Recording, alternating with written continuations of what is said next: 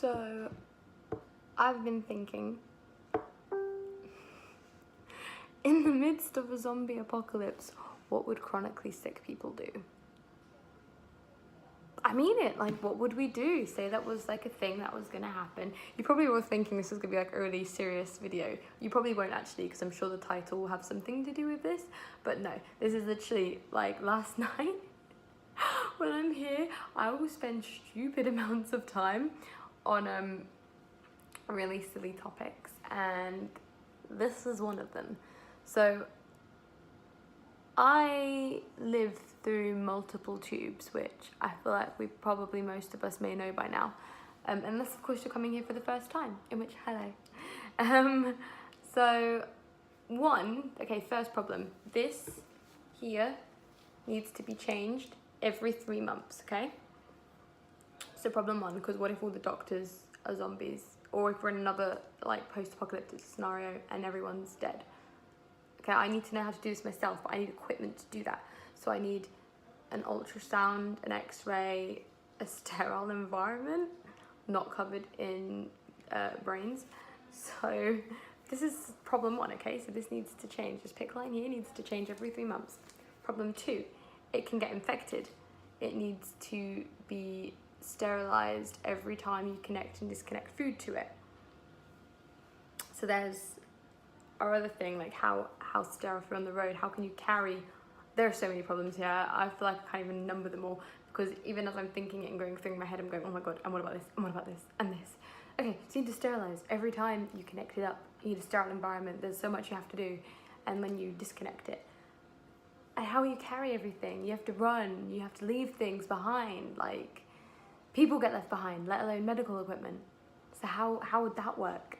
And then my TPN blood tests are taken every morning currently, and I'm sure they'll be regularly when I'm at home too. And the bag is made full of nutrients, full of the correct amount of protein, vitamins, fats, carbohydrates tailored to me and what my body is currently doing and processing. So bear in mind that every morning at like 6 a.m. they take my blood, and then they take my blood. It's not like a vampire apocalypse, but they do a blood test, and then they make a bag for me especially.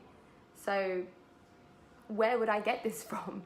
There's no one making the ingredients anymore that go into the bag. So where would I get that from? Okay. So eventually, even if we manage to find a supply of these things, and if I somehow suddenly knew pharmaceutical knowledge or knew chemistry and knew how to do all this, no one's making those bags for me. And if I had a supply at home, I would run out. Which brings me to the other issue here, is that TPN bags go in a fridge. You warm them up to room temperature, so you literally have them in a fridge. Cool, how are we going to bring a fridge around us on a zombie apocalypse? You have them in a fridge, and then you take them out a few hours beforehand and you warm them up. Cool, so how are we doing that? And then you need at least a 12-hour gap where you are stationary connected to one of these bad boys and feeding.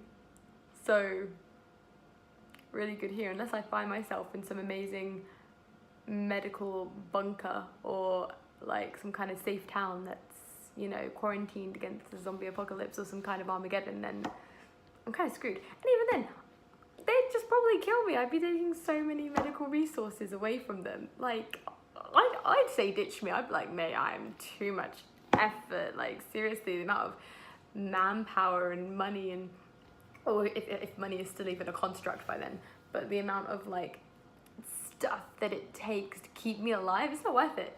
Just swiftly to the head, so I don't become some zombie. I'm not gonna lie, even if I was a zombie, what could I really do to you that much with my EDS legs? So so that's the thing with this TPN, okay? And then brings us to the tummy tube.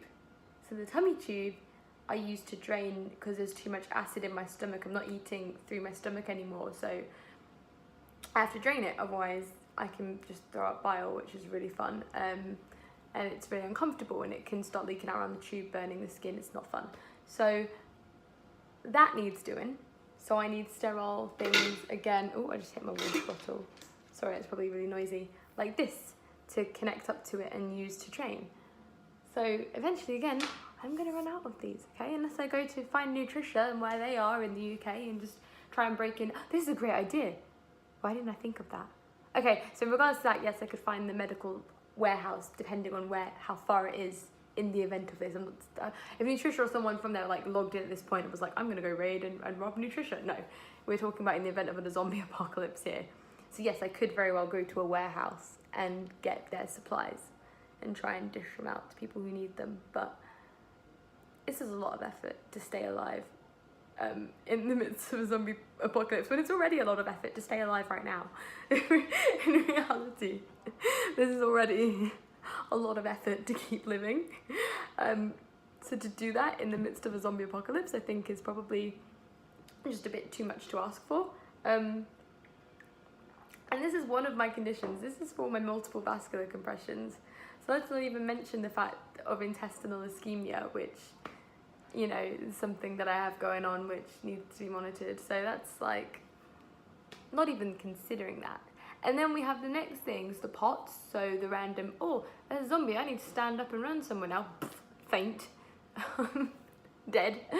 And then there's the mast cell. We will go somewhere new and I go, oh wait, Jess was introduced to dust. Quickly, get an EpiPen. So this is another scenario. And then of course running in general. I can't run, I can barely walk. Like I have crutches and I need a wheelchair if we're going anywhere more than bloody down the street. So there's another option. No one, I would not ask someone to wheel me towards safety when there is like a horde of zombies behind us, okay? I'm not going to ask you to do that, no matter how much you may like me. If you're a family member, you may love me, be my mum. You might be my mum with unconditional love for me. I'm not going to make you do that, mum. I'm going to say, grab the cat, grab my dog, and run. Like the same with my boyfriend. If I'm there who is ultimately going to die in this scenario, even through the passage of time due to not having access to my medical supplies, I'll say, get my dog, go. Because we don't want a zombie pug, okay? No one wants that. She's too damn cute. Save the dog. So that's like the conditions, the main conditions that I have. And then we're not even thinking about the asthma. So running again, it's not my friend. Is it really anyone's friend? Probably not, but I can't run. So even in that scenario, I'll get a few in, but that coughing and wheezing. So realistically, I think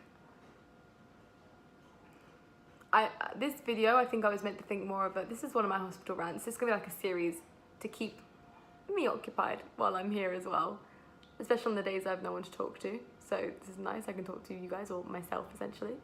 And not look crazy because I'm uploading it to YouTube, so I can talk to myself and it's not crazy because I'm doing it for a purpose, to go to YouTube, so that's great. But essentially I think this was going to be a plan to be like, how could I stay alive in a zombie apocalypse? I feel like the answer is I probably can't unless I was in a compound. And like I said, if I'd gotten to somewhere that has the medical supplies and was like, cool, I can do this. Let's be honest, there are too many things I could die of that aren't even related to zombies, let alone the actual impending zombie threat. So I feel like in the event of a zombie apocalypse, the kind of thing for humanity would be to just end it early for me in a way that is not gonna mean I come back as a zombie. Also, the logistics of that is something I want to talk about here, okay? So you eat, I say you eat brains like people are zombies, and that's already a thing. As a zombie, you would eat brains, okay? Surely there is some digestion involved in this, right? Or is it just the inherent want for brains? So we have to talk about this on so many different levels now, depending on what kind of universe we're in. If we're in a universe where zombies don't need to eat in order to continue to be existing, I was always going to say alive, they're dead, they're the living dead, so if you need to be existing, then this is where the nerd side of me comes out again, guys. So this is the geek and the comic book and every side of that of me. So if we're in a universe like 28 Days Later, for instance, where they starve and they, you know, they don't get brains, they starve. Cool. Great for humanity. I can't digest food. So what's to say, you have like in Zombieland, they had the guy in a wheelchair and they were still in a wheelchair. They still couldn't use their legs. Ah, I just hit my head on the table. They still, ignore that. They still couldn't use their legs, okay, in the zombie when they became a zombie. So what's to say that my stomach can still digest brains? Because it can't digest food now. So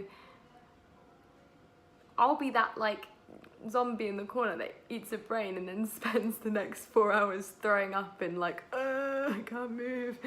So in reality, even if I became a zombie, I still have EDS and I still can't digest. So in reality, would that mean I would survive as a zombie?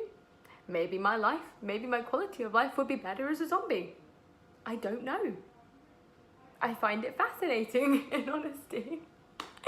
Would my lungs, because they're dead, be better? Would I have asthma attacks? Would I be that zombie running for someone's brains, then being like, I mean, that's what zombies sound like anyway, but you know, the logistics here. I think someone needs to think about this, guys, in a more in-depth way than what I'm currently doing. But I think talks need to be had, you know. I need to know people who are writers at The Walking Dead, you know, iconic zombie films. I think we need to have a sit down and understand here what's gonna happen, okay? Depending on the strain. I mean, okay, for instance, let's talk Resident Evil, okay? One of my favorite zombie franchises in the world.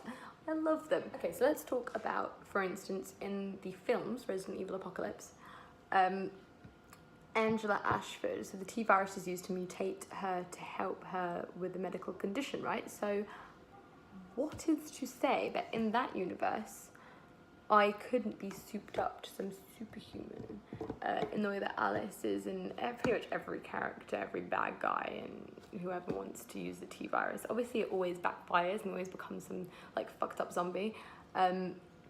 But what's to say that that wouldn't happen? But then maybe I could be a super zombie. Maybe that's not good. Maybe the T virus I wouldn't live as a human, obviously, for the reasons we discussed, but as a zombie, I'd actually be like a normal functioning zombie because the T virus would effectively fix everything that's wrong with me.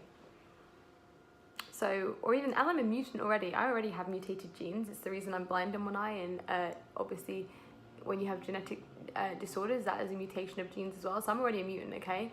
I used to itching my eczema, sorry. So what's to say that actually I wouldn't have a reaction to the T virus and become some like badass zombie, like some freaking face hugger kind of mutation, because that could happen too. So there's a lot to think about in this discussion. It was keeping me up all night, and now that I'm talking about it, I just have more questions and no answers. But I think what we can take from this is that if you're chronically sick, or if you're living through some kind of medical appliance which keeps you alive, I think we can all agree you're kind of screwed. I think you're kind of screwed as a healthy person in this situation. So to add the extra work and effort is probably not beneficial. But if you have ideas, leave them in the comments, because I want to know, okay? I want a discussion. As happens, I'm left in a room on my own for like 5 days. I want to know, and we can have a think about this together. And maybe it's good prep, maybe it's good planning. You know, can never be too well prepared. If you like this video and want to see more of my crazy rants where I'm just pretty much talking into a camera, which is, I think it's healthy to keep like thinking about things and keep talking while I'm here. You know, you don't want to be just sitting in bed thinking, oh, I'm in hospital, or I'm ill, poor for me, which is something I generally tend to do. But you know, sometimes it's okay to get down while you're in hospital. It's okay to want to be outside and living your life as you normally would. But yeah, I'm going to keep doing these because they're fun for me to do, and it gives me something to edit, which I enjoy while I'm here as well. So if you do like my hospital rants, please do like and subscribe. But yeah, thanks.